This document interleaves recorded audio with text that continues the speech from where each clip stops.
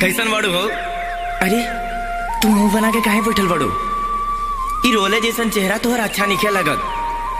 अरे तोहरा चेहरा पर तो बस मुस्कुराहट अच्छा लगला। तो हमेशा हंसते खेलते अच्छा लगेलू। अरे यार हंस दे त। सागर, शायद किस्मत में अब जिंदगी भर रोए के लिखल बा। अरे रोवत काहे बाड़ू? का माई बाबूजी कुछ कहले हैं? बताओ, कोई डटला का?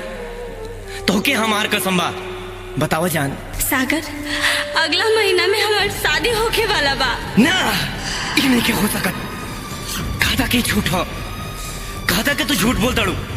तू इतना बेवफा नहीं हो सकत। कहता कि मजाक हो। मजाक तो हमरा साथे जिंदगी कैले बा।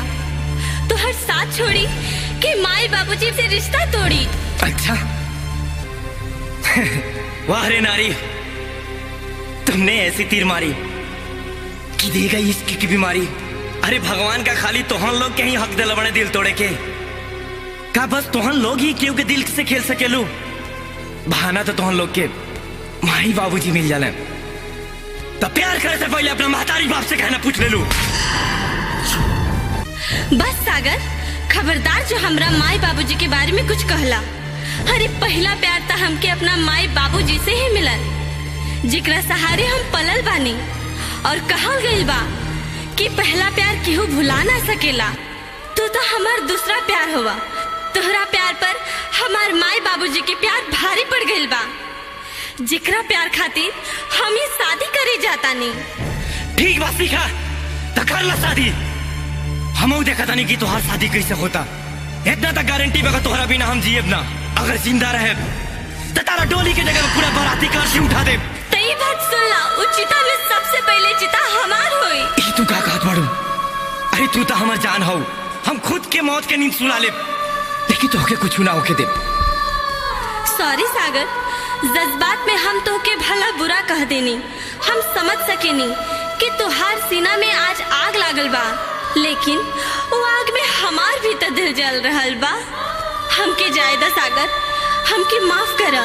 जिंदगी रही तो फिर मुलाकात हुई, लेकिन उससे पहले ये सुन के तो जा। जदी छोड़ के तू जाइबू, हमके जियाते नाही पैबू। ऐसा मत कहा।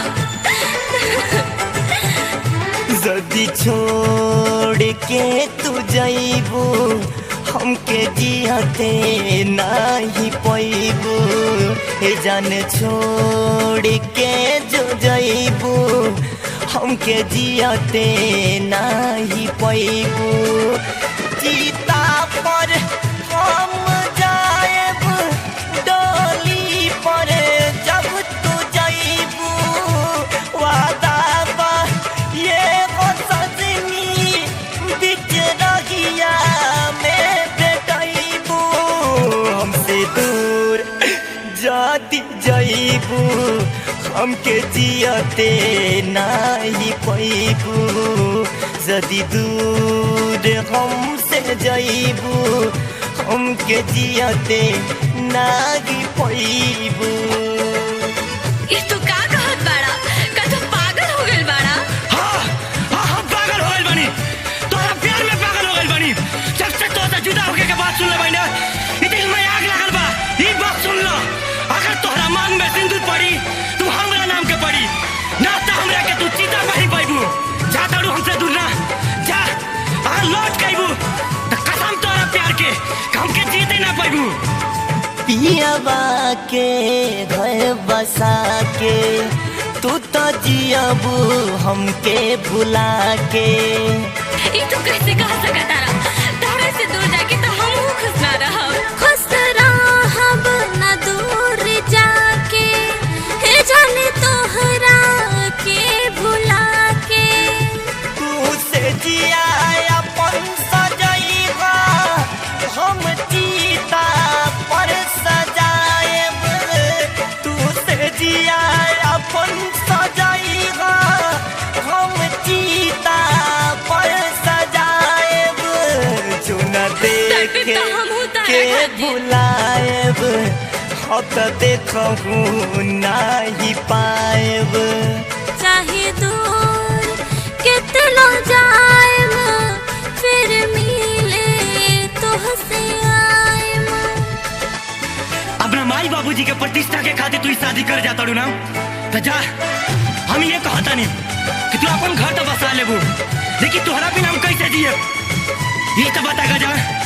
अरे जब पैदा भलू तो माई बाबूजी के प्यार मिलल तो फिर बड़ होके हमसे का प्यार कइलू। अरे प्यार कोई से पूछ के ना होला, इ तो जे अच्छा लागेला इस दुनिया में ओकरा से हो जाला। प्यार तो लैला मजनू के रहे जो इतिहास बन गए। फिर हमसे वादा काहे कइलू? वादा तोड़लू तू सारा, भूल गईलू कसम खा के। वादा कइले रहलू ना कि जिंदगी में कबो साथ ना छोड़बू। किस्मत के दोस्त बाटे जाए के अफसोस बाटे। मंगिया बराए से पहिले हम दुनिया छोड़ जाएब। तू जोड़ा में सजीवा सवारीगा, हम कफन में लिपटाएब।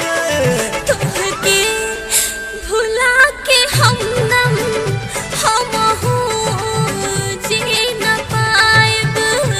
जो मिले के तू चाहबू शमशान पर हम भेटाएब।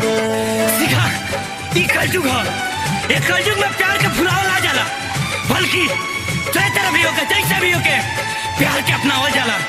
एक कलयुग में सोच और कपड़ा बदल सकेला पर इंसान के शरीर और दिल ना।